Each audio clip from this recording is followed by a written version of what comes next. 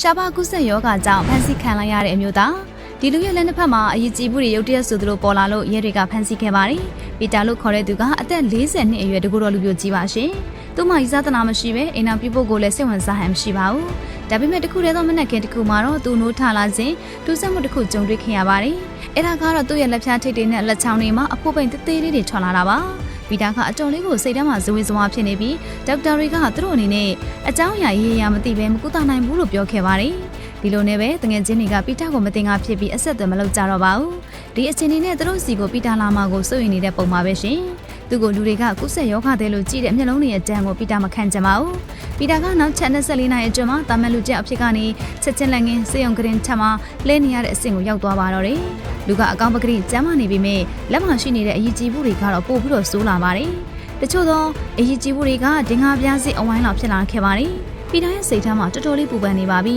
။ရဲတပ်ဖွဲ့ကလည်းသူ့ကိုဖမ်းဆီးပြီးစောင့်ကြည့်မှုတွေလုပ်လာခဲ့ပါတယ်။ဒါဆိုပီတာရဲ့အနာကရောတကယ်ပဲကူးစက်ရောဂါသစ်ဖြစ်နေမလား။ဒီနေ့မှာတော့အရေးကြီးမှုတွေပေါင်ရကနေရဲတွေရဲ့စောင့်ကြည့်မှုနဲ့စေယုံမှာပါထိမ့်သိမ်းခံလိုက်ရတဲ့ပီတာအကြောင်းပြပြပေးသွားပါမယ်။ပီတာရဲ့ခြေနေကကူးစက်ရောဂါတစ်ခုရဲ့အစပြိုးချိန်နဲ့ဖြစ်နိုင်တာကြောင့်အရာရာဟာဒီလိုအချိန်မှာအတင်းဆောင်မခံပါဘူး။ပီတာကတကူတော်လူပြိုကြီးဖြစ်လို့သူ့ဘဝကိုပြင်းစရာကြီးလို့တငယ်ချင်းတွေကပြောခဲ့ပါတယ်။သူအလုံးအားပြီးဆိုရင်ပီတာကအနီးအနားကတောင်ကိုခီးပြင်းတက်လိရှိပါတယ်။ဒါမှမဟုတ်သူ့အိမ်အနားကကော်ပီဆိုင်မှာတနေ့ကုန်အချိန်ဖြုံးနေတတ်ပါတယ်။ဒါပေမဲ့သူ့ရဲ့ရိုးရှင်းတဲ့ဘဝတာကတော့အခုတော့အလှည့်ပြောင်းတစ်ခုဖြစ်လာခဲ့ပါပြီ။သူမနက်ကအိမ်ရနိုးတော့လက်ချောင်းထိပ်မှာပုံစံပြောင်းနေတာကိုသူအမှုမဲ့အမှတ်မဲ့နေခဲ့မိပါတယ်။ဒါပေမဲ့တိတ်မကြခင်မှာပဲဒါတွေကပေါ်ဆိုင်ရမယ့်အရာတွေမဟုတ်ဘူးဆိုတာကိုနားလည်သွားခဲ့တာပါ။သူကမနက်ခင်းကော်ဖီတောက်ရင်းနဲ့လက်တွေကိုတည်တည်ချာချာစစ်ကြည့်နေခဲ့ပါတယ်။မနက်စာစားချိန်မှာတော့လက်ချောင်းတွေကဖြော့တော့အယောင်ဖြစ်နေပါပြီ။လူကိုထူးထူးခြားခြားနာကျင်မှုတော့မပေးသေးပါဘူး။ဒီတော့မကြခင်မှာပဲဒီခန်းစားနေရတဲ့ဝေဒနာအတိုင်းတာကသူ့ဘာသာသူတက်တာသွားလိမ့်မယ်လို့ထင်ခဲ့ပါတယ်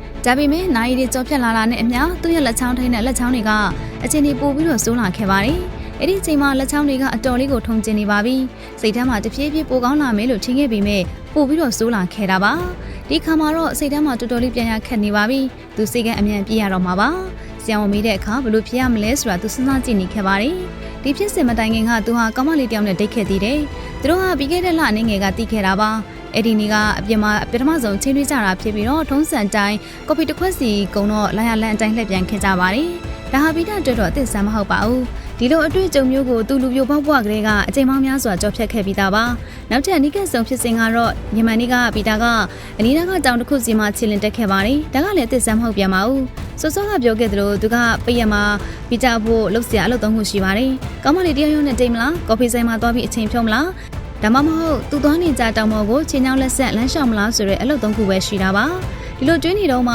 သူယမန်နီကတောင်တက်ခီးစင်မှာဘာလုပ်ခဲ့မိသလဲဆိုတာပြန်စဉ်းစားပါတယ်။သူကကိုမသိတဲ့အပင်တွေကိုလက်နဲ့ပွတ်တက်ကင်တွယ်လို့တော့မရှိပါဘူး။တခုခုတမ်းမတက်ဖြစ်မှာဆိုလို့ပါ။သူစိတ်ထဲမှာစဉ်းစားရတဲ့လောက်ကလည်းသူကဘယ်တုံးရဲ့အပင်ကိုမှလက်နဲ့မကင်ခဲ့မိဘူးဆိုတာပါပဲ။ဒါပေမဲ့သူကဖြစ်စဉ်တစ်ခုကိုတိတိကျကျမိထားခဲ့တာကြောင့်သူ့အခြေအနေကိုကုသတဲ့အပိုင်းမှာမလိုအပ်ပဲကြံ့ကြာသွားခဲ့တာပါ။သူကစီယုံကိုဖုံးဆက်ပါတယ်။အချင်းကြီးကိုပြပြတော့တောင်ဝန်ကျဝန်တန်းကသူ့အနေနဲ့ဗဇက်ကပြောတာတွေကိုကောက်ချက်ချဖို့မလွယ်ကြောင်းစေယုံကိုလာခဲ့ဖို့အကြောင်းပြန်ခဲ့တာပါ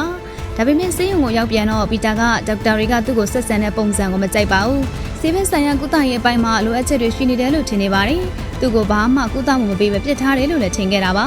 ပီတာကစောတကတက်တော့ဒါဟာဆေးဘက်ဆိုင်ရာအရေးကြီးအခြေအနေမဟုတ်လို့နောက်တစ်ရက်မှပြန်လာခဲ့ဖို့ဒေါက်တာတွေကပြောခဲ့ပါတယ်သူမကြည့်မနဲ့အိမ်ကိုပြန်ရောက်လာခဲ့ပါတယ်အိမ်ရောက်တော့သူ့ရဲ့လက်ဖွားတွေအထိအခြေအနေကအတော်ဆိုးလာနေပါပြီအရေးကြီးမှုတွေကမြင်လို့တောင်မကောင်းတော့ပါဘူး။သူ့လက်သေးတွေကိုစုပ်ချီဖြန့်ကြည့်လို့ကြည့်တော့လည်းအဆင်မပြေဖြစ်လာပါတယ်။သူစေယုံကိုဖုံးထပ်ပြီးခေါ်ပါတယ်။ဒါပေမဲ့တရားမှဖုံးမကင်ကြပါဘူး။ပီတာကသူ့ကိုကဆိုးကြနေပြီလို့ထင်နေပါပြီ။ဒါပေမဲ့ကိုယ်တိုင်ကလည်းဒီတိုင်းထိုင်ကြည့်နေရပြီးထိရအောင်ဘာမှမလုပ်နိုင်ခဲ့ပါဘူး။စိတ်ကိုတင်းညံထားကမှသူ့ရဲ့စိတ်ကပို့ပြီးတော့နောက်ကြည့်ရှုပ်ထွေးလာပါတယ်။သူတညလုံးလည်းအိမ်မရခဲ့သလိုမနက်ခင်းစေယုံပြတ်ရမယ့်အချိန်ကိုမျှော်ရင်းနဲ့မိုးလင်းခဲ့ပါတယ်။သူကမနေ့မိုးလင်းတာနဲ့စေယုံအေးပေါ်အခန်းစီတန်းသွားပါတယ်။သူကတန်းစီဆောင်ဆိုင်ခဲ့ရပြီးစေယုံနဲ့တွေ့ရဖို့အချိန်3နာရီကြာမြင့်ခဲ့ပါတယ်။သူနာပြူကလက်တွေကိုစစ်ဆေးကြည့်တော့အရေးကြီးမှုတွေကပြကတ်နေပြီးအနေအောင်အဆက်အဝိုင်းပုံစံတွေဖြစ်နေပါတယ်။သူနာပြူဆရာမကဒီအရေးကြီးမှုတွေစတင်ပြီးပေါ်လာပုံမြင်မြန်ခဲ့သလိုနေမကောင်းတဲ့လူတယောက်ယောက်နဲ့များတွေ့ခဲ့သေးလားဆိုပြီးတော့လည်းမြင်မြန်ခဲ့ပါတယ်။ပီတာကဘာမှအမှားယွင်းမလုပ်ခဲ့ဘူးလို့ပြောပါတယ်။နောက်10မိနစ်အနေငယ်ကြာတော့ဒေါက်တာနဲ့ပြသခွင့်ရခဲ့ပါတယ်။ဒေါက်တာကတော့အလုပ်ရှုပ်သူပြီးအချိန်တွေတအားကြီးဖြုံးမနေပါဘူး။လက်ကအရေးကြီးမှုတွေကိုစမ်းသပ်ကြည့်တယ်။ဒါပေမဲ့ဒေါက်တာကိုရိုင်းကဒါရီဘလိုကနေဘလိုဖြစ်လာလဲမရှင်းဖြစ်နေပါတယ်။ပီတာကစစ်ဆေးမှုတွေများစွာကြော်ဖြတ်ခဲ့ရပြီးအပြေပါရဲဆိုတာတိတိကျကျမသိရဘူးဖြစ်နေပါတယ်။ ဒီအရေးကြီးမှုတွေကတက်တည်တက်ကန်ရခိုင်လုံခြင်းမရှိပဲပေါ်လာသလိုအရေးပြားတွေပေါ်တက်ရောက်ပုံကလည်းညံဆန်ပြီးကြောက်စရာကောင်းနေပါတယ်ဒေါက်တာအနေနဲ့ကလည်းတိကျတဲ့စစ်ချက်အဖြစ်များလို့ဘယ်လိုကုရမလဲဆိုတာကိုမဆုံးဖြတ်နိုင်မှုဖြစ်နေပါတယ်သူတို့အဖို့ကတော့စေတမျိုးပေးလိုက်လို့ယောဂပျောက်သွားရင်အကြောင်းမဟုတ်ပေမဲ့ယောဂပိုးဆိုးလာရင်တောင်းခံရမယ့်အပိုင်းတွေကများပြားပါတယ်ပီတာကိုတာမန်ဆေးလောက်ပေးပြီးစေအောင်စမ်းကြက်ရေးဌာနမှာထားရှိပါတယ်သူကို quarantine သဘောမျိုးထားရှိတာပါရှင်ပီတာကိုစကားလာပြောမဲ့သူမရှိသလိုသူကိုလာရောက်ကြည့်ရှုစစ်ဆေးသူလည်းမရှိပါဘူးပီတာကသူ့အနေနဲ့ကုသယောဂတဲ့တယောက်လို့ဆက်ဆံခံရလို့စိတ်ထဲမှာမကြည်မလင်ဖြစ်နေပါတယ်တစ်ဖက်မှာလည်းသူ့အခြေအနေကိုသူသိကျင်နေပါတယ်ဒေါက်တာတွေကမှန်ပြတဲ့အပြင်ကနေသူ့ကိုလှမ်းကြည့်အကဲခတ်ပြီးခဏနေတော့ပြန်တော့အတော်နေပြန်လာကြည့်နေတန်တရားလေးနေကြတာပါ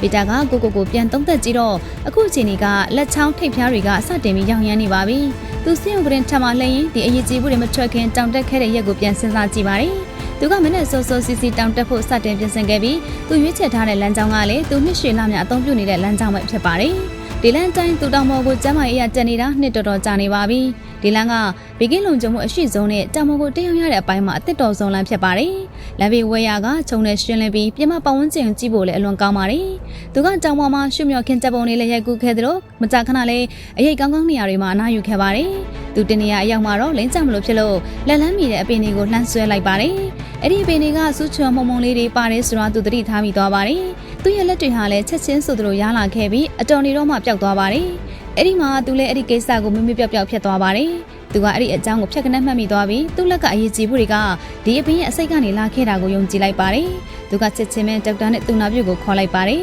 သူဖြစ်စဉ်ကိုအသေးစိတ်ပြန်ပြောပြလိုက်ပြီးတော့ဖြစ်တန်ကြီးအရှိဆုံးကိစ္စကိုလည်းဆွေးနွေးပါတယ်ဒေါက်တာကလည်းပီတာပြောတဲ့အကြောင်းအရာကိုယုံပါတယ်ဒီအချက်တွေကြောင့်ပဲဒေါက်တာတွေအဖို့ကုသမှုအကြောင်းအရာတွေနဲ့အခြေခံဖြစ်စဉ်တွေအကြောင်းစဉ်းစားတဲ့အခါမှာတော့ပိုပြီးကျဉ်းမြောင်းသွားခဲ့ပြီးဘယ်ဆေးတွေသုံးမယ်ဘယ်ဆေးတွေမသုံးဘူးဆိုတာကိုသဘောပေါက်သွားပါတယ်နောက်ဆုံးမှာတော့ဒေါက်တာတွေကတိကျတဲ့အဖြေကိုထုတ်ပြန်နိုင်ခဲ့ပါပြီ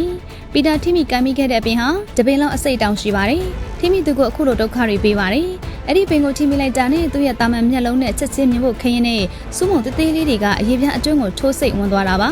နောက်နိုင်အနည်းငယ်ကြာမှလူကိုဒုက္ခပေးတာဖြစ်ပြီးရင်နှွေးပူနဲ့လောင်းချထားသလိုဖြစ်စေပါတယ်